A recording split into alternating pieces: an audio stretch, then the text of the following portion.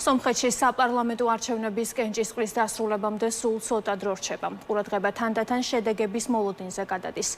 პირველადი სურათი უბნების დახურვის შემდეგ გახდება ცნობილი, როდესაც ხმების დათვლის პროცესი დაიწყება. ბოლო მონაცემებით საკუთარი არჩევანი დააფიქსირა 1,204,957 მომრჩეველმა. მთელი დღის განმავლობაში მოქალაქეები არჩევანს ქვეყნის პოლიტიკური მომავლის, საგარეო კურსისა და ეკონომიკური განვითარების ხედვებს შორის აკეთებდნენ. არჩევნები ბევრისთვის საზოგადოების განწყობების მნიშვნელოვან ტესტად განიხილება, რომელმაც უნდა აჩვენოს, რამდენად შეინარჩუნა მხარდაჭერა მოქმედმა ხელისუფლებამ და რამდენად მოახერხა ოპოზიციამ ამ მომრჩევლის დარწმუნება.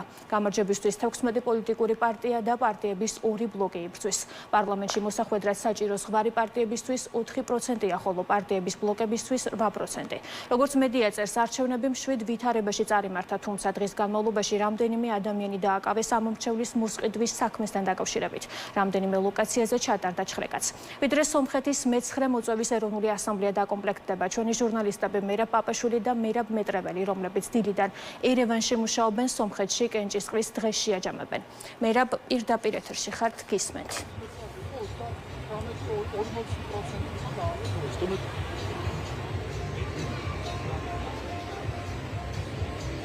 მოგესალმებით კიდევ ერთხელ. პრინციპში შეიძლება ითქვას, რომ ერევანში საერთოდ არ იგრძნობა, რომ არჩევნებია, ხალხი მხიარულობს, რაღაც არანაირი დაძაბულობა არ არის.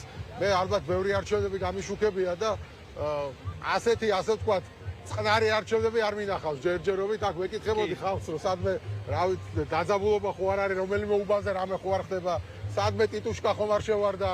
მაგრამ ასეთი რამ არ გაგვიდი. არ ვიცი, შენ ხომ არ შესწრები ხარ სადმე რომ. მეც მთელი დღის განმავლობაში ვეძებ უბნებს, სადაც შეიძლება იყოს დაძაბული ვითარება, თუმცა ამგვარი რამ არ გვინახავს. აი აქ მხოლოდ ნახეთ, პოლიციის რამდენიმე ეკიპაჟი მოვიდა სულ ახლახანს. ეს ალბათ უკავშირდება იმას, რომ დაახლოებით 9 საათში ხმის მიცემა შეწყდება, დაიწყება დათვლა და ეს გამოავლენს ცხადია იმას, თუ ვინ გახდება ამ ქვეყნის მმართველი, ხო, რომელი პოლიტიკური ძალა. კი ბატონო, ეს არჩევნები გამოავლენს არა მხოლოდ იმას, ვინ გახდება მმართველი, ამ ქვეყნის გააგრძელებს პაშინიანი თუ შეიძლება ხელისუფლება, არამედ ფაქტობრივად გამოავლენს, როგორ იქნება სომხეთის კურსი სამომავლოდ, ის წავა ევროპისკენ გააგრძელებს პროევროპულ კურსს თუ ისევ დარჩება რუსეთის სატელიტად.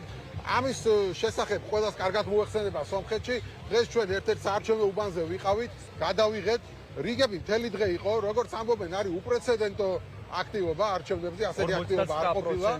5 საათის მდგომარეობით, რაც როგორც ჩვენ მოვიკვლიეთ ინფორმაცია და შევადარეთ გასული წლების მაგალითებს, არის საკმაოდ მაღალი. ჩვენ დავსვათ ამ კითხვას, ცხადია, რას მიანიშნებს ამგვარი მაღალი აქტივობა.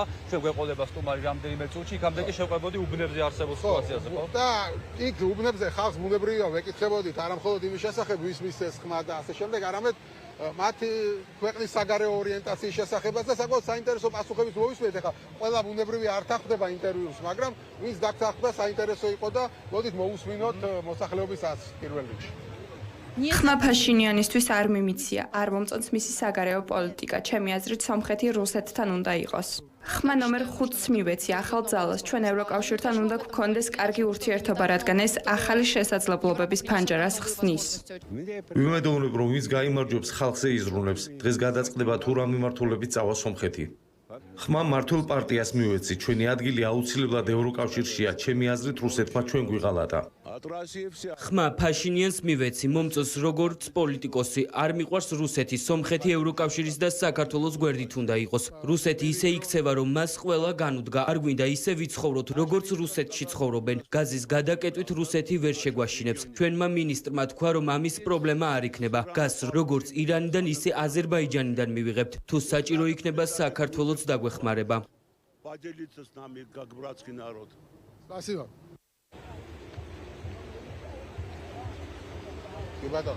Ну, მოკლედ, აქ ჩვენ კი ვისაუბრეთ იმის შესახებ, რომ უბნებზე დაძაბულობა არ ყოფილა და ქალაქშიც საკმაოდ საზეიმო განწყობაა, მაგრამ ოპოზიცია საუბრობს თავდასხმებზე, უпростоრად საუბრობს დაკავებებზე და იმაზე, რომ ფაშინიანი არადემოკრატულად იქცევა, როგორც იცით, რამდენიმე ადამიანი დააკავეს, მათ შორის საარჩევნო კომისიის წევრები, თუ კონკრეტულად რის გამო მე რა ვიგებ. ხო, ბრალდება არის საკმაოდ მძიმე, საგამოძიებო უწყება სომხეთის ამტკიცებს, რომ ეს ადამიანები, რომლებიც წარმოადგენენ ძლიერ სომხეთს, ეს არის სამუელ კარაპეტიანის პოლიტიკური ჯგუფი, ჩართულნი იყვნენ მათ შორის ამომრჩევლის მოსყიდვაში. სწორედ ამის გამო ჯერ კიდევ გემახსოვრება დაახლოებით თვენახევრის წინ დაიწყო ეს სერია დაკავებების და გაგრძელდა აგერ გუშინ აიყვანეს დააკავეს მათ შორის ერევნის ყოფილი მერიც. თუმცა ეს ქუჩაში არ იგრძნობა დაპირისპირების ეს ხარისხი. თავად კარაპეტიანმა დღეს ხმის მიცემის შემდეგ თქვა, რომ ის რაც ხდება მისი პარტიის წინააღმდეგ, ეს არის დევნა და რომ მისი განცხადებით ყველა პოლიტიკურ ჯგუფს უნდა ჰქონდეს საშუალება, რომ ღიად და თავისუფლად მისცეს ხმა. აქვე შევახსენეთ, რომ სამվել კარაპეტიანი არის რუსი ოლიგარქი, ფაქტობრივად რუსეთის მოქალაქეც არის და სომხეთის მოქალაქეც, ამის გამო მას არჩევნებში მონაწილეობის უფლება არ ჰქონდა კონსტიტუციით, ის არის შინა პატიმრობაში და დღეს უბანზე მივიდა პოლიციის თანხლები. ხო, პოლიცია მიიყვანა შინა პატიმრობაში და ასე მისსახმაა და სწორედ ამის გამო საუბრობენ, რომ აი ფაშინიანი დემოკრატიას ფეხქვეშ თელავს და ასე შემდეგ. სხვათა შორის სამվել კარაპეტიანის ქონება შეადგენს 4.4 მილიარდ ამერიკულ დოლარს და თუ ამას შევადარებთ მთელი სომხეთის ეკონომიკას, გამოდის რომ ერთი ადამიანის ქონება ძალიან დიდი წილია მთელი სომხეთის ეკონომიკის და ეს ბევრი საუბრობს, რომ სცენარი ნაცნობია რუსეთის მხრიდან. შეიძლება იგივე სცენარი თამაშდებოდეს, რაზეც საქართველოშიც მიანიშნებს ოპოზიცია, როდესაც თქვა ხელისუფლება შეიცვალა 2012-ში, მაგრამ აქ სავარაუდოდ ალბათ არ შეიცვალა. ხო, მე ვსაუბრობდი სამվել კარაპეტიანის ამ გზავნილებზე, რომელიც მას ჰქონდა ხმის მიცემის შემდეგ. სხვათა შორის ვლადიმერ პუტინმა რამდენიმე დღის წინ თქვა, რომ ყველა პრო-რუს კანდიდატს სომხეთში უნდა მიეცეს თავისუფლად მონაწილეობის უფლება არჩევნებში, თუმცა კარაპეტიანმა დღეს აღნიშნა, რომ მას არ გონია, რომ ამ განცხადებით პუტინმა მას მხარი დაუჭირა. რა თქვა კარაპეტიანმა ხმის მიცემის შემდეგ და რა თქვა სხვა კანდიდატებმაც, მათ შორის ნიკოლ ფაშინიანმა, რომელიც საკუთარ გამარჯვებაში დარწმუნებულია, შეგვიძლია ვნახოთ ეს კომენტარები. ვერ ვხედავ ვერანაირ დაძაბულობას. ეს ხელოვნური დაძაბულობაა. ჩვენი ურთიერთობები რუსეთთან ინსტიტუციურია და ურთიერთპატივისცემაზეა დაფუძნებული. სომხეთში მოქმედი ზოგიერთი ძალა ცდილობს დაძაბულობის შექმნას სომხეთ-რუსეთის ურთიერთობებში. ეს დაძაბულობა არ იქნება იმ მარტივი მიზეზის გამო, რომ ჩვენ ძალიან მჭიდრო ურთიერთობა გვაქვს რუსეთის ფედერაციის პრეზიდენტთან. ფიქრობ, რუსებს საკუთარი ინტერესები აქვთ სომხეთში და თანმიმდევრულად ატარებენ თავიანთ პოლიტიკას. ამას არანაირი კავშირი არ აქვს არც ფაშინიანთან, არც ჩემთან და არც რომელიმე სხვა პოლიტიკურ ძალასთან. სად გინახავთ, რომ რუსეთი მე მხარს მიჭერდეს? პუტინმა უბრალოდ თქვა, რომ ადამიანებს უნდა ჰქონდეთ არჩევნებში მონაწილეობის შანსი. რა თქმა უნდა, მე ამას მხარდაჭერად არ მივიჩნევ. ხელისუფლების შეცვლის ნებისმიერი ალტერნატიული სცენარი სომეხ ხალხზეა დამოკიდებული. როგორ შეიძლება სხვა გეგმა მქონდეს, რასაც სომეხი ხალხი გადაწყვეტილებაც ის იქნება. თუ ნიკოლ ფაშინიანი აირჩევა, თუმცა ამის ალბათობა ნულის ტოლია. სომეხი ხალხი ამას შეეგუება. მე მსურს, რომ ხვალინდელი სომხეთი ლეგიტიმური ხელისუფლებით ვიხილო. ეს ძალიან მნიშვნელოვანია ჩვენი ქვეყნისთვის, რადგან ლეგიტიმური ხელისუფლების გარეშე ჩვენ ვერ შევძლებთ სომხეთის განვითარების უზრუნველყოფას. ჩვენ უნდა გვქონდეს კარგი ურთიერთობები ყველასთან, როგორც ამერიკასთან, ასევე რუსეთთან. მე ხმა მივეცი სომხეთის სახელით დაცული თავისუფალი სომხეთისთვის. ამჯერად ნამდვილად რადიკალური ცვლილებები იქნება. გასულ ჯერზე ჩვენი მანდატები არასაკმარისი იყო მიზნის მისაღწევად და ჩვენ ოპოზიციაში დავრჩით, მაგრამ გავაგრძელეთ ბრძოლა და არასოდეს უკან არ დაგვიხევია. თუ ფაშინიანი არ წავა, ყველაფერი ძალიან ცუდად დასრულდება. დღეს ამ აქტივობის შემყურე, როდესაც დილის 8 საათიდან ხალხი მონაწილეობს არჩევნებში. ასეთი რამ არასდროს ყოფილა. ხალხს ცვლილებების სურს უკვე დაიღალა. ჩვენ ხმა მივეცით კარგ ცვლილებებს, რათა ხალხმა კარგად იცხოვროს, ფული გამოიმუშაოს და განწყობა ამაღლებული ჰქონდეს. ვერ გეტყვით რამდენი ხმით, მაგრამ აუცილებლად გავიმარჯვებთ, უკვე გამარჯვებულები ვართ. ნახავთ, ვინც ყველაზე მეტ ხმას დააგროვებს, ის წარადგენს პრემიერ-მინისტრობის თავის კანდიდატს.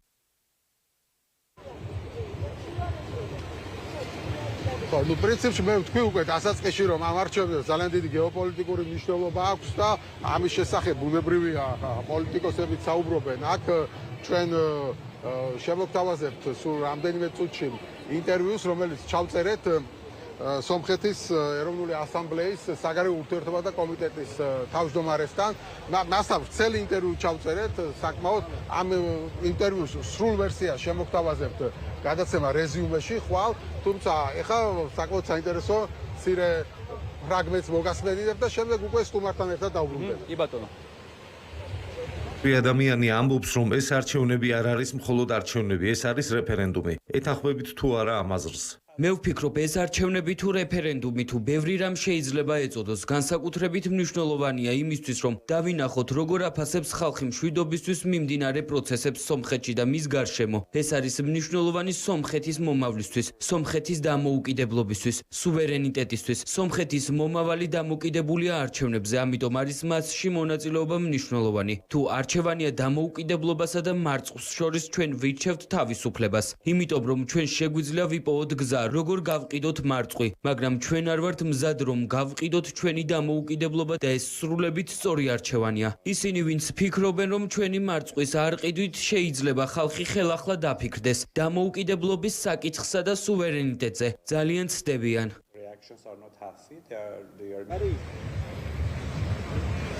ხო, ნუ მე გითხარით რომ სტუმართან ერთად დავბრუნდებით, გიორგი ტომასიანი არის ჩვენთან ერთად, მოგზავნით გიორგი აქ რომ დადგეთ და ნუ გიორგი ბუნებრივია აქტიურად საუბრობს ხოლმე სომხეთში მიმდინარე მოვლენებზე, მიუხედავად იმისა, რომ საქართველოს მოქალაქეა, მაგრამ ნუ ერთ-ერთი ყველაზე კარგი მცოდნე არის, რა თქმა უნდა, სომხეთში არსებული პოლიტიკური სიტუაციით. მე მაინტერესებს ბოდიში მერაბ 49%-იანი აქტივობა რას მიანიშნებს? როგორც მე მითხარი წინასწარ, ეს საკმაოდ სერიოზული რიცხვია ხო ამ ეტაპზე?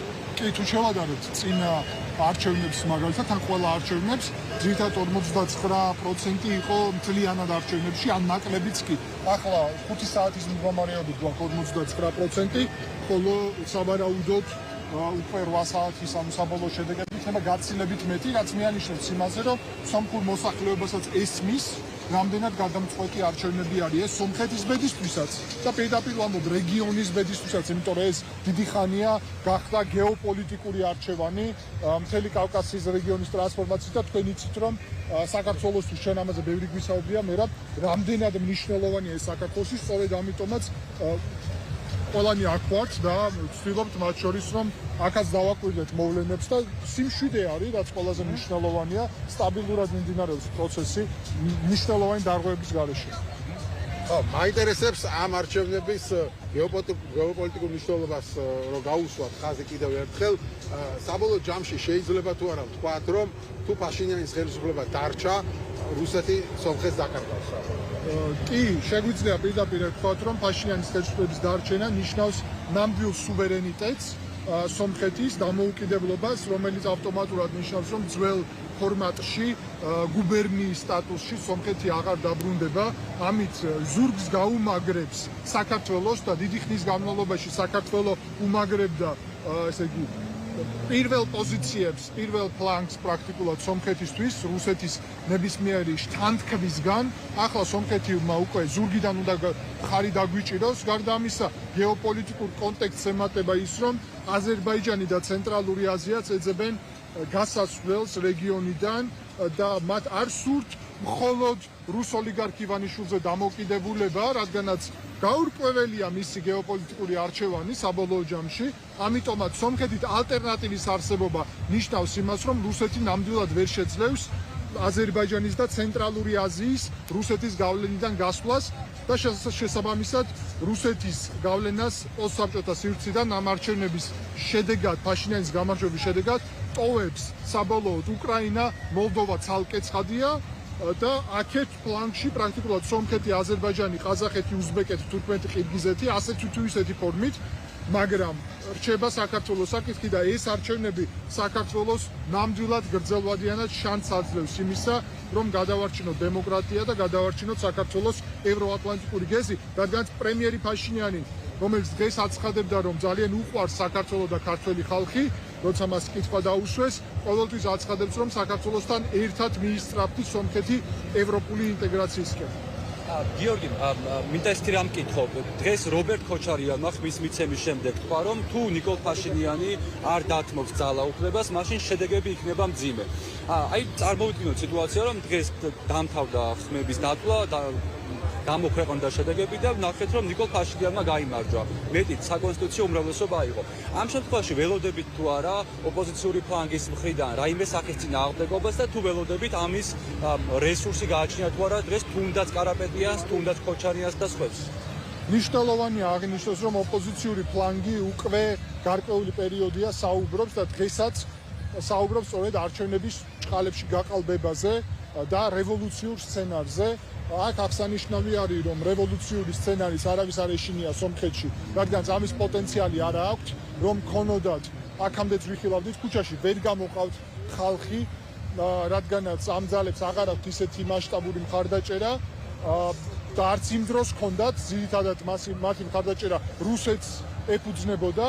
თუმცა დღესდღეობით შეგვიძლია ვთქვათ ასევე, რომ ეს თანხმედრაშია მაგალითად რუსეთიდან გააჟღერებულ პოზიციებს დიმიტრი მედვედევმა თქვა, რომ ლეგიტიმური არჩევნები არ იქნებაო, წინასწარ თქვა ეს ყველაფერი და შესაბამისად ცდილობენ გარკვეული ნარატივის შექმნას. ამ დაკავებებზე რა სიტყვა, ხო, რამდენად დემოკრატიულია ის, რომ საარჩევნო კომისიის წევრს იჭერენ არჩევნების დღეს, ყოფილ მერს იჭერენ და ოპოზიციური პარტიის, ვერ არა რომ პრორუსული პარტიები არიან, მათ წარმომადგენლებს იჭერენ. მათ არის იჭერენ პრორუსულობის გამო, არამედ იჭერენ კონკრეტულად ქრთამის მიცემის გამო.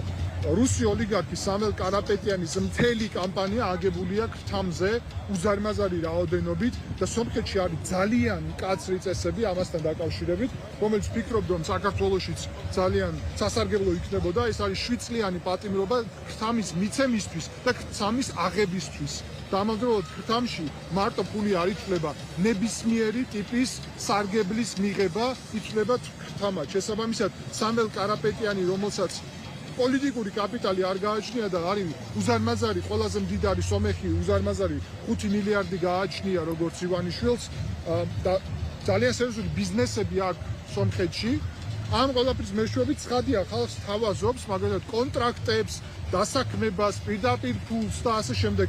ამ ყველაფრის ანუ ყველა დაკავებას თან ერთვის კონკრეტული ფაილები, მტკიცებულებების, ხმოვანი იქნება, ვიდეო იქნება თუ ასე შემდეგ, ასე რომ მე ამას არ ვაფასებ არანაირ პოლიტიკურად და ევროპაც და ამერიკაც ამას პოლიტიკურ ზეწოლად ნამდვილად არ აფასებენ. მადლობა დიდი. მე აქვე დავაანონსებ, რომ ხვალ ასევე გადაცემა რეზიუმეში გიორგისთან შემოგთავაზებს ცელ ინტერვიუს, ჯერჯერობით შედეგები არ ვიცით და შედეგებს როცა გვეცოდინება, სწორედ შედეგებს შევაჯამებთ უკვე გიორგისთან ერთად რეზიუმესთვის. მადლობა გიორგი ამ ჩართვისთვის. გეტყვით ბოლოსთვის იმას, რომ როგორც გითხარით, შედეგები იქნება სადღაც 12 საათისთვის, პირველად იმ შედეგები ცნობილი, როგორც გაირკვა. როგორც გაირკვა, ეგზიტ პოლები არ ტარდება. და შესაბამისად უბნების დახურვისთანავე არ იქნება ცნობილი. რადგან ეგზიტ პოლები არ ტარდება, ზეიმაც გადაიწია. ამ მოედანზე, ერევნის მთავარ მოედანზე სცენის მონტაჟი არ დაუწყია არც ერთ პოლიტიკურ ძალას. ჩვენ გვახსოვს ხოლმე ხო რა ხდება არჩევნების დღის ბოლოს ჩვენს ქვეყანაში თბილისში, ყველგან სცენა ეწყობა, აქ ჯერ ზეიმს არავინ არ გეგმავს, ყველა გეგმავს საკუთარ საარჩევნო შტაბებში სიტუაციის გაცნობას, ოქმების შესწავლას, ხმების დათვლას და ამის შემდეგ დიდი ალბათობით შუაღამეს უკვე. ხო, ნუ როგორც გვითხრეს, ფაშინიანი თავის პარტიის საარჩევნო შტაბში შეხვდება ამ პირველადი შედეგების გამოცხადებას, რომელიც სადღაც ღამის 11 საათიდან 12 საათამდე იქნება. ეს შტაბი ნახეთ და საკმაოდ მოკრძალებული შენობა არის. ვერც წარმოიდგენთ, რომ ეხლა მართველი პარტიის და პრემიერ-მინისტრის პარტიის შტაბი არის. ეხლა ქართული ოცნების შტაბი რო ამასთან შედარებით არის ვერსალის სასახლე, სადღაც გარეუბანში ერთი პატარა რაღაც ერთსართულიანი შენობა არის, რამდენიმე ოთახი სულ და სწორედ იქ მივა პაშინიანი და იქ დაითვლიან ასე ვთქვათ ხმებს და იქ იზეიმებენ გამარჯვებას, თუ რა თქმა უნდა ეს გამარჯვება შედგა. თუმცა როგორც იცით, ყველა პროგნოზით პაშინიანს არ გაუჭირდება ეს გამარჯვება. აი ბოლოს ვთქვათ, ბოლო კვლევა რომელიც გამოქვეყნდა მაისის ბოლოს, აირაიმ გამოაქვეყნა, მაშინ ნათქვამი არის, რომ ნიკოლ ფაშინიანის რეიტინგი, მისი პარტიის რეიტინგი არის დაახლოებით 30-ზე მეტი, 30%-ზე მეტი, რაც გაცილებით აღებადება ნებისმიერი სხვა პოლიტიკური ძალის რეიტინგს. ეს კი ზოგს უჩენს იმის თქმის საფუძველს, რომ ფაშინიანი ფაქტობრივად გამარჯვებულია, ოღონდ ახლა ირკვევა ის, რამდენ ადგილს მიიღებს ის ახალ პარლამენტში საკონსტიტუციო უმრავლესობას თუ უბრალო უმრავლესობას. ამის შესახებ უკვე ჩვენ საინფორმაციო გამოშვებებში ხვალ შეიტყობთ დილიდან და როგორც გითხარით, საღამოს უკვე შემოგთავაზებთ ერთ ცელ ინტერვიუს პარლამენტის წევრთან, საგარეო კომიტეტის თავმჯდომარესთან და მეორე ისევ გიორგი ტუმასიანთან ერთად უკვე შედეგებს შევაჯამებთ.